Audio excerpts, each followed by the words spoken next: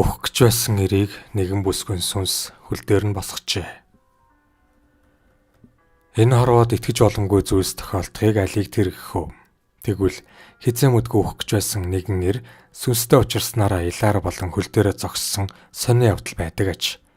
Ийм гайхалтай зүйлийг элдв олон зүйл нуршилгүйгээр уншигч танаа толилуулъя. 1991 оны ихээр монголчуудын дийлэнх нь ганцгийн 8-нд мордон ёстой хөлтөө нь хөлхөж хөлгүй нь мөлхөж байсан цаг. Энэ үеэр Бат Жаргал гэгчээр ажлаасаа гарan 8 хийхээр шийджээ. Ингээд банкнаас сая төгрөгийн зээл аван урагшаа хойшоо явж эхлэв. Тэр үед ганцгийн 8 эрхлэхэд хэд дахин нугарсан ашиг болдог байсан болохоор элбэг хангалуун амьдралтай болжээ. Ингээд Дэнжимянгаас байранд орохоор шийдэв. Тухайн үед байр төрийн мэдэлд байсан болохоор нэг нэгэндээ зарж орлуулах нь хориотой байлаа. Аз болоход хотын захиргаанд ажиллаж байсан нэгэн нэрээс хорооллын 3 өрөө байрыг нь худалдаж авахар болов. Байр зарж буй хүн нь орон сууцных нь ор дээрийг өөрийн гараар янзалж өгнө хэмээн амлажээ. Ингээд манер байртай олон эхнэр нь ч магнаага хартал баярлжээ. Байранд орох үед ганц хүн дөнгөж 2 настай байв. Эхнэр хүүхдээ дулаан байр оронтой болгосон Бат Жаргал ардаа санаа зовох зүйлгүйгээр 8-даа явах болов. 1993 оны үйл тэр урдаас дарсан бараагаа хойно аваачин зархаар уламжлал ёсороо вагонд суужээ. Тэрбээр Москва гарах замын өртөөнүүдээр Копенхаген цонхоор 8 альцчихна. Тэр явалтаар нь хадам ах нь маш үнэтэй турк савхүүгэн зарж өгөхийг гуйж явуулсан юмсан ч. Түүнийгээ нэгэн залууд үзүүлж байтал өмсөд үгүй хэмээн гойхон тэр. Манер дургуутсан авч цаадах нь угс татан аваад цаашаага маш аажуухан гэгч нь алхажээ. Энэ үеэр вагон яг хөдөлж байлаа. Бат Жаргалч хүний үнэтэй цайтай ид алдсандаа хар усч бас чиг хүнд дээрлэл хөлсөндөө игдүүцснээ барьж дийлэлгүй цонхоор үсрэн боожээ. Түүнийг мөнөөхөн Оросын хойноос гүйж хүрэхэд цэнхэр өнгийн лада машиндаа суух гэж байсан Орос залуу найзуудтай хүрдэхийг шийдэн өгчхөөд том турбо баринд дайрчээ. Орос ирийн далаас нь цохилт нуруунд нь буухад ухаан алдсан байдаг.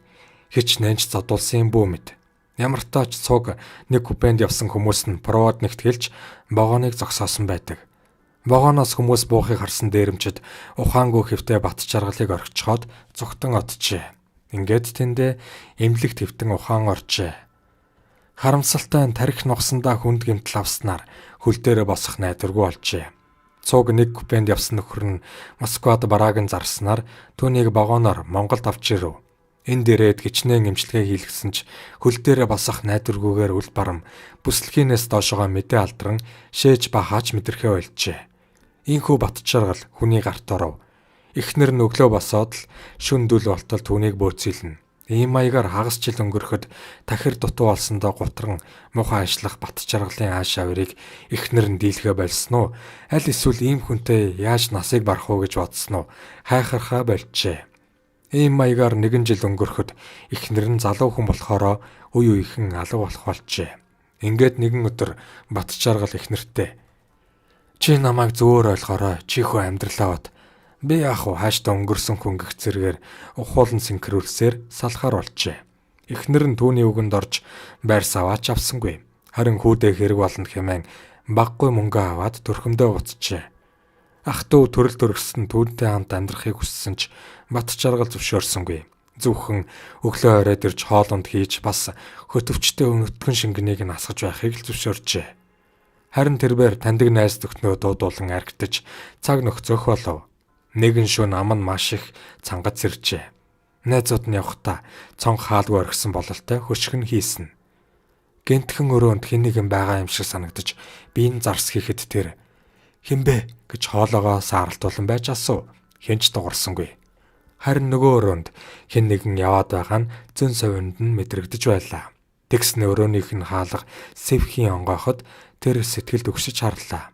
Тас харанхуй дундаас нэгэн цагаан хувцастай эмэгтэй тодрон харагдахад манер зүрхэн зогсчих шахжээ. Тэр өөрийгөө архины цагаан солиод тусчгаж гэж бодоод нүдээ тас ансан мавчин мөнөөхөн цагаан дайсанцтай эмэгтэй үзэгдэж буйн гайхалтай. Тэр маш их зориг гарган чичирхийлсэн хоолоогоор "Чи юм бэ? Дуураач" гэж хэллээ. Харамсалтай нь сайхан эмэгтэй ганц ч үг унгалгүйгээр хаалганы цаан зогсгож Тэрбээр сүултээ төвчээрээ барьж стилэн ойролж хашгиран зүхэж эхлэхэд мөнөөхөн хүний дүрс алгуулжээ. Тэр өдөржингөө мөнөөхөн хүүхний дүрс чухам ямар учиртайг мэдэх гэж хорхойсон арх дарс уулгүй унжжээ. Шүн дөл болох үест бат жаргалын зүрх түг цохилж байлаа. Тэр яагаад ч юм шөнийн гичин буцаж ирнэ гэж баттай итгэж байв. Үнэхээр ч хэлсэн ёсоор нь боллоо. Тэр шөнө тэнгэрт бүртийгч үлгүй байсан учраас саран авхаа бараг л өдөр мэт гийгүүлэх аж. Энэ үеэр цаад өрөөнөөс хаалга сэвхийн онгоох чимээ гарах нь ванны өрөөнийх бололтой. Хачирхалтай нь хөлийн чимээ гарахгүй нь хачин.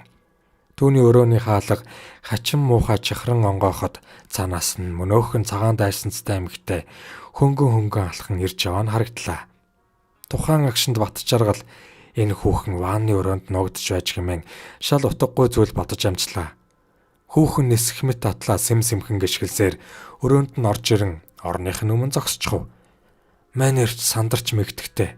Сайн байна уу гэд минь асууж орхив. Бүсгүй дугарсангүй зогсоод байхаар нь хэлгүй юм болооч гэж бодож амжлаа. Сүүлдээ гайх нь баг зэрэг намжин. Чи дуурахгүй юм бол яв. Би чамааг юу яасан ч айхгүй. Би хааштай өнгөрсөн хүн. Өөхөд гомдлалга гэж хэлэхдээ үнэхэрч маш их зоригтой байгаагаа мэдэрч байлаа. Түүний би маш гайхалтай болж байгаа нь мэдрэгдэв. Тэр огтхон ч айж эмээхгүй болсон бөгөөд оюун санаа нь гайхалтай тайван ажиллаж байлаа. Энэ үед л бүсгүй ам нэв. Маш зөөлхөн гэлж бөө өгсөн чихэнд нь бус оюун ухаанд нь мэдрэгдэн сонсогдсон гайхалтай. Бүсгүй түүнд чи өгөхээр шийджээ. Харамсалтай цагч нь болоогүй байна. Тиймээс чи идэх хэрэгтэй гэхэд нь түүнийг дажигнаж байгаа юм шиг санагдсан мөөнд гинтхэн уурсч битгий дими донгос. Би ихэнд ч хэрэггүй амтан хааштай өхнө гэж хэлээд бархиран уйлав. Энэхэн зурт толгоор нь сэрүү татах шиг болоход үндийн харлаа. Цагаан дайсанцтай эмэгтэй гар сунгам ойрхон ирнэ. Уйлж баг зэрэг тайвширсан бат жаргал. Чи хүн үү аль эсвэл гээд үгээ гүйцэх гэтэл нэгэн цагт амьд хүн байсан юм аа. Энэ байр манайх. Харамсалтай нь манайх нь намайг орхиод хаашаа ч юм бэ алга болчихсон. Би хайгаад олж чадахгүй байна. Би өвчнөөр өгсөн. Гэсэн чи ингээд байж байх юм. Биеийг минь авсанд хийгээд ачаад явсан. Би өдрөөр хаанч байгаагаа мэдгээ болчихдог. Тэгээд л ингэж ганцаараа хоцорсон. Уйлмаар л байна. Даанч болохгүй юм гээд л ярьж гарав. Тэгснэ чимэг болчихов. Бат жаргал үүнд ёр итгэж чадахгүй байв. Өгсөн үнтэй болдож байгаа хэрэггүй. Ингэж бодоод дотор нь зарс хийсэн авч яагаад ч юм гараа сунглаа. Энэ үед бүсгүй дэрэгдэн ирчихсэн байжээ. Гараа хүртэл жирс хийтэл тог цохих шиг болов. Гэвч тэр жирүүлцэх урсгалыг үл хайхран гараа сунган хүргэлээ. Бүсгүй би үнэхээр хий хоосон зүйлаач. Хий хоосон ч гэлээ биеийн дотор нь гараа оруулахад баг зэрэг гүйдэл биеийг нь жирүүлзүүлж байлаа. Мөн маш их сэрүүхэн байгаа нь мэдрэгдэв. Бат жаргал одоо бүр тайвширчээ.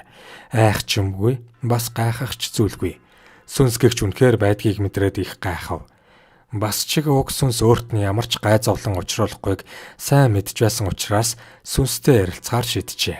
Үнэхээр ч өөдөж сөхөрсөн түүнд бүхэл ямар ч хүн байлаа гэсэн ингэж сониучхан зан гаргах нь тодорхой байсан биз. Нэгэнт бүсгүй амьд бос учраас цаашид сүнс гэж нэрлэх нь зүйтэй байх. Тэрбээр сүнснээс өмнөх амьдралаа ярьж өгөхийг хүслээ. Уг байрыг 1981 онд ашиглалтанд орохтол цэцгийг нүүн оржээ. Цэцгээ гэдэг уг бүсгүй нэр. Тэрбээр айлын том охин бөгөөд 4 дүүтэй байжээ. Ингээд 1987 онд 18 настай байхдаа хүнд өвчин туссан байна. Нэгэнт цусны өвчин хүндэрсэн учраас эцэг эх нь гэртээ гарган авчээ. Тэрээр 1987 оны 11-р сарын 13-нд нас барсан аж. Эцгийг нь бүрвж ав гэдэг бөгөөд насаараа нэгэн байгууллагын намын ажил эрхэлсэн аж. Түүнийг нас барснаас хэдхэн сарын дараа нүүн оджээ. Сүнс нь өдрөөр ор сурггүй алга болдог учраас хаашаа нүснийг нь мэдэж чадсангүй. Дараагийн айлынханд харагдахыг хүсдэг авч бүтдэггүй байжээ. Ингээд хачирхалтай нь амьдралтаа готрон нэгэнт үхэхээр шийдчихэд байсан бат жаргалд харагдсан тэр. Хачирхалтай нь бат жаргалын үхэх цаг болоогүй гэдгийг сүнс мэдэрсэн байх юм. Ийхүү тэр хоёр шүнжин ярилцав. Үүр цайхаас өмнөхөн сүнс алга болсноор бат жаргалд урд шөнийн явдал нь зүүд үнэн болохын аль нь ч мэдрэгдэхгүй нэг л сонирн байв. Тэр гинтгэн дүүдээ манай хажуу айлын Гамбат гээд арх удаг залууга дуудчих гэхэд нь Дүүн: "Тэр ах намайг унтж байхад дуудсан. Ээж таныг архинд уруу татж байна гэд хөөгөөд гаргачихсан гэхт нь би архи уух гэж байгаа юм бишээ. Асууж тодруулах юм байна. Миний дүү Гялс гүгээд толоод иргэж маш зөөлөн хэллээ." Саул хийвэл хар яр хийдэг зантаа болчихсон ахаа ин гинтгэн зөөлөн болсон нь гайхсан дүүн тэнэгэлцэлгүйгээр гарчгүйлээ. Удаачгүй шараа тайлаад улаа бутарсан гамбаа инээд алцсаар "Ээж ч намайг аашлаад гэсээр орж ирв. Бат жаргалч бараг минь тусын зөрүүгүйгээр гамбаа манай энэ байранд дорд сүрэнгийнхээс өмнө бас өөр айл байсан уу гэж асуулаа. Гам батч гайхсан янзтай. "Чи одоо л мэдж байгаа юм уу? Тийм ээ, өөр бол байсан" гэж хэллээ. Бат жаргалч бүр догдолж орхив. Тэр яарт сандран "Хэн гэдэг айл яагаад нүчгсэн юм яриач" гэдэл олон асуултаар булж гарлаа. Гам батч мөн сандарч "Үгүй чи чинь яач хавэ? Пүрв жав гэдэг айл байсан юм а" гэж хэлэхэд толгой дундуур нь лантуугаар зогсон юм шиг болж зүрх нь түг түг цохилжээ. "Хүүш чи яач хаа" гэхтэн зүгээр тэр айл яагаад нүчгсэн юм бэ гэж сөргүүлэн асуулаа.